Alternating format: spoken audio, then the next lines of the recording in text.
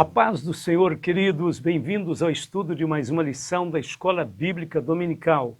Hoje estudaremos a lição 13, com o seguinte tema: a Trindade Santa e a Igreja de Cristo.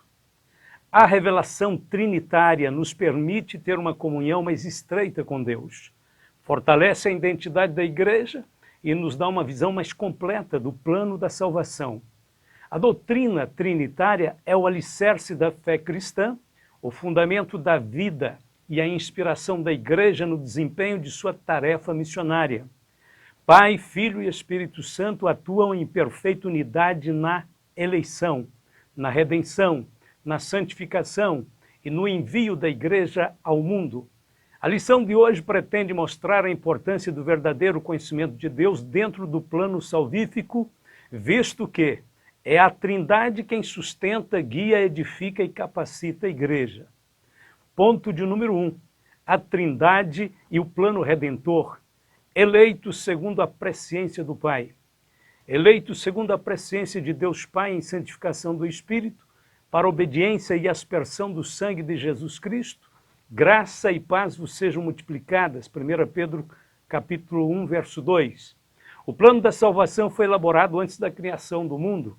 A expressão eleitos, do grego eclectos, diz respeito à decisão divina de criar e redimir as suas criaturas da queda e do pecado. Eleição é um ato soberano da graça de Deus, não está baseado em obras humanas, é um favor imerecido mediante o arrependimento e a fé em Jesus. Eleição, portanto, é como uma porta aberta que dá acesso à salvação a todo aquele que crê. A nossa eleição é segundo a presciência de Deus. A expressão presciência, do grego prognosis, refere-se ao conhecimento antecipado que Deus tem sobre todas as coisas. Todos são potencialmente eleitos de um modo que não sabemos explicar, visto que o convite da salvação é estendido a todos os homens indistintamente. Ó, vós todos que tendes sedes, vinde às águas, e vós que não tendes dinheiro, vinde comprai e comei. Sim, vinde comprai sem dinheiro e sem preço, vinho e leite. Isaías 55, 2. Deixe o ímpio o seu caminho e o homem maligno os seus pensamentos, e se converta ao Senhor, que se compadecerá dele. Torne para o nosso Deus, porque grandioso é em perdoar. Isaías 55, 7. A eleição não funciona na desobediência e nem na incredulidade. Ao contrário, o seu propósito é a obediência mediante a fé. Dessa forma, todos os que creem são chamados eleitos segundo a presciência de Deus Pai. Porque os que dantes conheceu também os predestinou para serem conformes à imagem de seu Filho, a fim de que ele seja o primogênito entre muitos irmãos, e aos que predestinou a esses também chamou, e aos que chamou a esses também justificou, e aos que justificou a esses também glorificou. Romanos 8, 29 e 30. Redimidos pelo sangue de Cristo. O elo entre a eleição e a glorificação é a redenção pelo sangue de Cristo. O Pai elege e o Filho redime.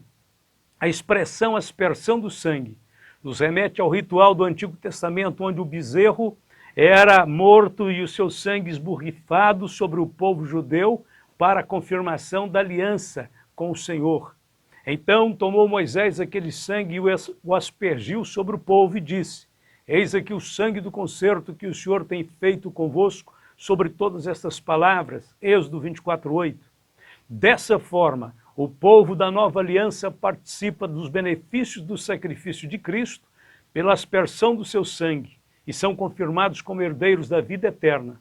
Mas, vindo Cristo, o sumo sacerdote dos bens futuros, por um maior e mais perfeito tabernáculo não feito por mãos, isto é, não desta criação, nem por sangue de bodes e bezerros, mas por seu próprio sangue, entrou uma vez no santuário, havendo efetuado uma eterna redenção, porque se o sangue dos touros e bodes e a cinza de uma novilha, esparzida sobre os imundos, os santificam quanto à purificação da carne, quanto mais o sangue de Cristo, que pelo Espírito Eterno se ofereceu a si mesmo, imaculado a Deus, purificará a vossa consciência das obras mortas para servirdes ao Deus vivo, aos Hebreus 9, de 11 a 14. Santificados pelo Espírito Santo. O texto diz, eleitos segundo a presciência de Deus Pai, em santificação do Espírito. 1 Pedro 1 e 2. Existem dois aspectos fundamentais na obra da santificação. O primeiro aspecto é o posicional, realizado pelo sangue de Jesus. Este é o aspecto legal onde Deus nos considera santos por estarmos em Cristo. E por isso também Jesus, para santificar o povo pelo seu próprio sangue, padeceu fora da porta, aos Hebreus 13, verso 12. O segundo aspecto é o progressivo, realizado diariamente pelo Espírito Santo. Este é o aspecto prático, onde cooperamos com o processo da transformação conforme a imagem de Cristo. Porque não nos chamou Deus para a imundícia, mas para a santificação. Portanto, quem despreza isto não despreza o homem, mas sim a Deus, que nos deu também o seu Espírito Santo. 1 aos Tessalonicenses, capítulo 4, versos 7 e 8. Sem o Espírito Santo, a igreja não passaria de uma mera instituição humana destituída de vida espiritual. Essa compreensão molda a identidade da igreja. Não basta professar a fé em Cristo, é preciso manifestar uma vida transformada. A santificação é tanto um sinal da eleição quanto a evidência do autêntico discipulado. 5 evidências bíblicas confirmam o imprescindível trabalho do Espírito Santo na vida cristã. Primeiro, é o Espírito Santo quem vivifica o pecador no momento da conversão. E porei em vós o meu espírito e vivereis. Ezequiel 37, 13. Segundo, é o Espírito Santo quem opera a lavagem da regeneração na experiência do novo nascimento. Não pelas obras de justiça que houvéssemos feito, mas, segundo a sua misericórdia, nos salvou pela lavagem da regeneração e da renovação do Espírito Santo, Tito 3, verso 5. Terceiro, é o Espírito Santo quem conduz o novo convertido no caminho da verdade. Mas quando vier aquele Espírito da verdade, ele vos guiará em toda a verdade. João 16, verso 13. Quarto, é o Espírito Santo quem nos transforma de glória em glória, conforme a imagem do Senhor. Ora, o Senhor é Espírito, e onde está o Espírito do Senhor, aí a liberdade. Mas todos nós, com cara descoberta, refletindo como um espelho a glória do Senhor, somos transformados de glória em glória, na mesma imagem, como pelo Espírito do Senhor. Segundo aos Coríntios, capítulo 3, versos 17 e 18. E quinto, é o Espírito Santo quem nos aperfeiçoa até o dia de Cristo. E se o Espírito daquele que dos mortos ressuscitou a Jesus habita em vós, aquele que dos mortos ressuscitou a Cristo também vivificará o vosso corpo mortal, pelo seu Espírito que em vós habita, Romanos 8, verso 11. Tendo por certo isto mesmo, que aquele que em vós começou a boa obra, a aperfeiçoará até o dia de Jesus Cristo. Filipenses capítulo 1, verso 6. Seria impossível pensar na santificação sem a liderança do Espírito Santo. O Espírito Santo é, por excelência, o agente da santificação. Mas devemos sempre dar graças a Deus por vós, irmãos amados do Senhor, por vos ter Deus elegido desde o princípio para a salvação, em santificação do Espírito e fé da verdade, segundo aos Tessalonicenses 2, verso 13. Ponto de número 2. A igreja e a comunhão com a Trindade. Comunhão com o Pai. O que vimos e ouvimos, isso vos anunciamos, para que também tenhais comunhão conosco. E a nossa comunhão é com o Pai e com seu Filho Jesus Cristo. 1 João capítulo 1, verso 3. Estávamos separados da comunhão do Pai por causa das transgressões. Mas vindo a plenitude dos tempos, ele enviou o seu Filho unigênito para fazer a reconciliação e promover a paz. Mas agora, em Cristo Jesus, vós que antes estáveis longe, já pelo sangue de Cristo chegastes perto, porque ele é a nossa paz, o qual de ambos os povos fez um, e derribando a parede de separação que estava no meio, na sua carne, desfez a inimizade, isto é, a lei dos mandamentos, que consistia em ordenanças, para criar em si mesmo dos dois um novo homem, fazendo a paz, e pela cruz reconciliar ambos com Deus em um corpo, matando com ela as inimizades. E vindo ele, evangelizou a paz a vós que estáveis longe e aos que estavam perto, porque por ele ambos temos acesso ao Pai em um mesmo Espírito. Aos Efésios capítulo 2, versos de 13 ao 18. A expressão temos acesso ao Pai em um mesmo Espírito confirma, mais uma vez, a participação da Trindade na obra da salvação. O Pai envia o Filho faz a paz e o Espírito promove a comunhão. A permanência de nossa comunhão com o Pai exige que andemos na luz. E esta é a mensagem que dele ouvimos. Eu vos anunciamos que Deus é luz e não há nele treva nenhuma. Se dissermos que temos comunhão com ele e andarmos em trevas, mentimos e não praticamos a verdade. Mas se andarmos na luz como ele na luz está, temos comunhão uns com os outros. E o sangue de Jesus Cristo, seu Filho, nos purifica de todo o pecado. 1 João capítulo 1, versos de 5 a 7. Comunhão com o Filho. Fiel é Deus, pelo qual fostes chamados para a comunhão de seu Filho Jesus Cristo, nosso Senhor. 1 Coríntios capítulo 1, verso 9. A comunhão com o Filho foi ilustrada no ensino da videira verdadeira e é caracterizada pela produção de muitos frutos. Jesus disse: eu sou a videira, vós as varas. Quem está em mim e eu nele, este dá muito fruto, porque sem mim nada podereis fazer. João 15, 5. A comunhão com o Filho é o centro da vida cristã e o elo indispensável para o discipulado eficaz. Aquele que diz que está nele também deve andar como ele andou. 1 João 2, verso 6. É impossível ter comunhão com Jesus e ao mesmo tempo andar caminhos completamente diferentes daqueles que ele andou. Aqui não se trata de legalismo, mas de compromisso gerado pelo amor legítimo que conduz à obediência. A comunhão com o Filho leva-nos a imitar o seu exemplo, refletindo o seu caráter no mundo. Comunhão com o Espírito. A graça do Senhor Jesus Cristo e o amor de Deus e a comunhão do Espírito Santo seja com vós todos. Amém. 2 Coríntios 13, verso 13. Esse texto revela que a comunhão do Espírito Santo é tão essencial quanto a graça do Senhor Jesus e o amor de Deus Pai. O termo grego koinonia significa comunhão e está ligado à prática do compartilhamento e da amizade fraterna. O Espírito Santo não pode ser considerado uma força ativa de Deus e nem mesmo um ilustre desconhecido, porque ele é uma pessoa, é a pessoa divina e, como tal, deve ser querido e desejável por todos. A comunhão com o Espírito Santo produz pelo menos 3 resultados espirituais gloriosos na vida dos cristãos. Primeiro, a fidelidade da comunhão. Enquanto vivia na terra, Cristo falou de outro Consolador que viria depois dele. Ele disse: eu rogarei ao Pai, ele vos dará outro Consolador, para que fique convosco para sempre. João 14,16. Hoje temos o fiel companheirismo do Espírito Santo até a consumação dos séculos. No Pentecostes, o Espírito Santo veio não apenas para visitar, mas para habitar. É importante reconhecer e apreciar a presença do Espírito Santo. Sempre que subo ao púlpito para pregar, eu oro: querido Espírito Santo, guia os meus pensamentos e abençoa as minhas palavras. Depois eu oro: querido Espírito Santo, abençoe a todos neste culto. Terminada a pregação, oro novamente dizendo: querido Espírito Santo, obrigado pela fidelidade de tua comunhão. Quando leio a Bíblia, oro: Espírito Santo, ilumina minha mente, ensina-me, faz-me conhecer a vontade de Deus. Receba o Espírito Santo na sua vida.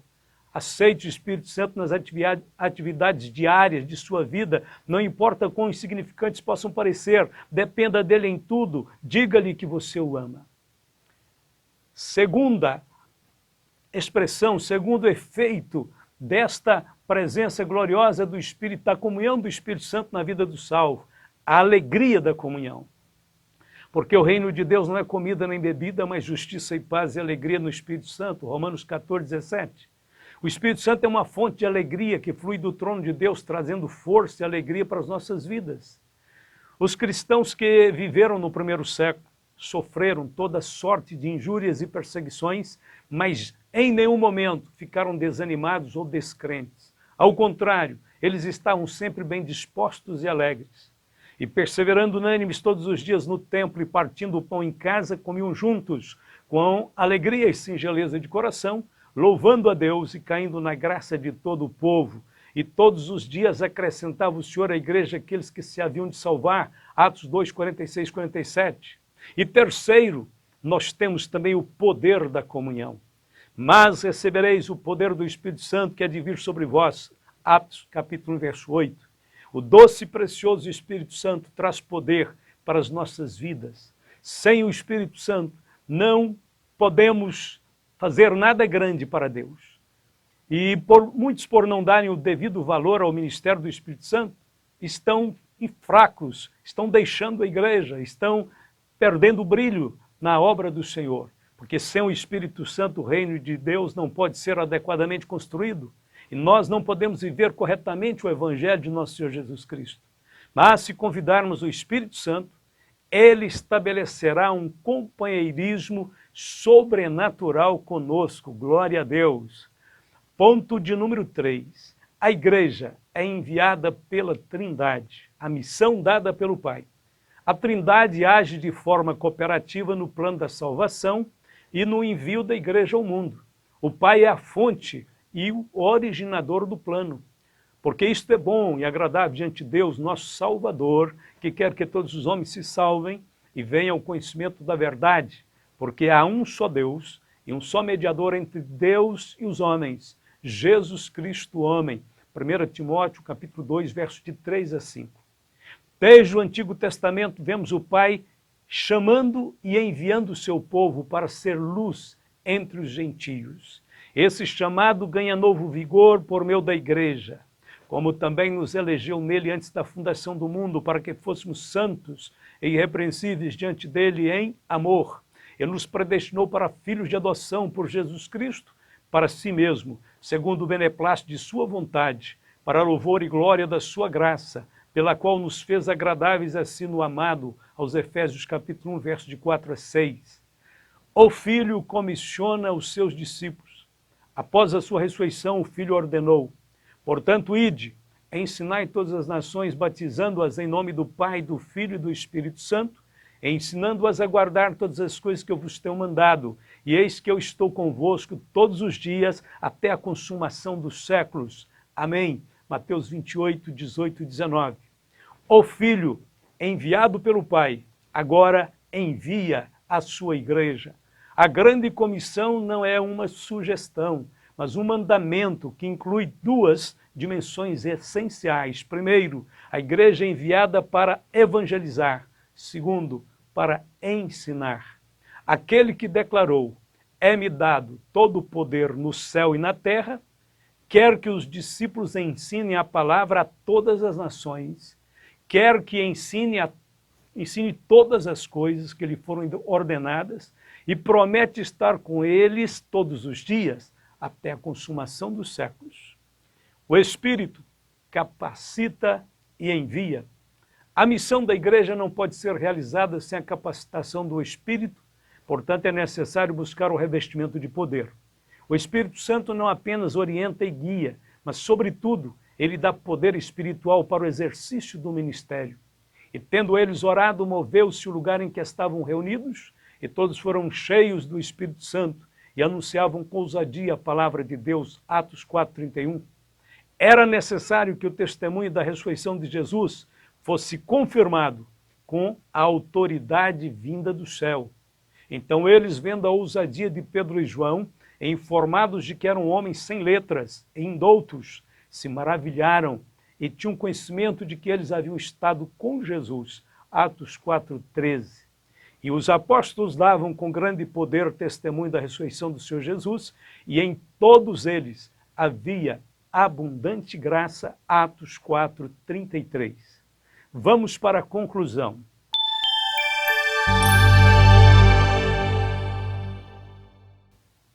A doutrina trinitária é o alicerce da fé cristã, o fundamento da vida e a inspiração da igreja no desempenho de sua tarefa missionária. Todos os que creem são chamados eleitos, segundo a presciência de Deus Pai. O povo da nova aliança participa dos benefícios do sacrifício de Cristo pela aspersão do sangue e são confirmados como herdeiros da vida eterna. O Espírito Santo é, por excelência, o agente da santificação. Estávamos separados da comunhão do Pai por causa das transgressões, mas vindo a plenitude dos tempos, ele enviou seu Filho unigênito para fazer a reconciliação e promover a paz. A comunhão com o Filho é o centro da vida cristã e o elo indispensável para o discipulado eficaz. A Trindade, age de forma cooperativa no plano da salvação e no envio da igreja ao mundo. O Pai é a fonte e o originador do plano. O Filho, enviado pelo Pai, agora envia a igreja para evangelizar e ensinar todas as nações da terra. A missão da igreja não pode ser realizada sem a capacitação do Espírito Santo. Portanto, é necessário buscar o revestimento de poder. Louvado seja Deus. Que Deus abençoe e guarde a todos. Vamos agradecer a Deus pelo encerramento de mais uma revista, mais uma série de lições que foram concluídas nesta lição e foram tremendamente proveitosas. Só temos que louvar a Deus pelos escritores, pelos editores, pela nossa CPAD e pela vida de todos os nossos queridos alunos que compartilham a cada domingo da palavra de Deus. Vamos orar pelos professores e pastores, vamos agradecer a Deus. Querido Deus, Pai Todo-Poderoso, em nome de Jesus, queremos te louvar pela conclusão deste trimestre, pelas lições maravilhosas, por tudo que foi, Senhor, esclarecido e iluminado para a nossa convicção espiritual. Obrigado, Senhor. Te louvamos por tudo, abençoando nossos alunos, abençoando nossas igrejas, nossos professores e pastores, pedindo a tua bênção, a tua graça, que a harmonia e a virtude do Espírito Santo esteja com cada um dos meus irmãos em cada igreja, em cada localidade deste grande país. Obrigado, Senhor. Fica conosco, preparando agora o caminho para as novas lições que vão começar. E nós queremos pedir a tua bênção desde já e te louvar por tudo, em nome de Jesus. E todos digam comigo, amém e amém.